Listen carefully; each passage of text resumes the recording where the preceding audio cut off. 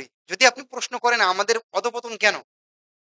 তাহলে উত্তর হচ্ছে মা আনা আলাইহি ওয়া আসহাবি। আল্লাহ রাসূল বলে গেছেন, আমি এবং আমার সাহাবায়ে কেরাম যে পথে আছে, এই পথে যারা থাকবে কেবলমাত্র তারাই মুক্তি পাবে। তাদের অধঃপতন হবে না। সম্ভব না। আর এখান থেকে যারাই বিচ্যুত হবে, তারাই অধঃপতিত হবে। তারাই নিচের দিকে নামবে। তারাই লাঞ্ছিত হবে। সেজন্য এই পয়েন্টে আপনাদেরকে বলতে চাই যে আমাদের অধঃপতন কেন?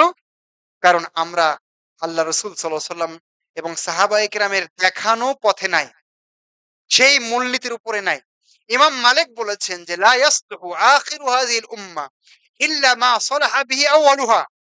এই উম্মতের শেষের মানুষগুলো কখনোই ভালো হতে পারবে না, সফল হতে পারবে না, সংশোধিত হতে পারবে না, সম্মানিত হতে পারবে না।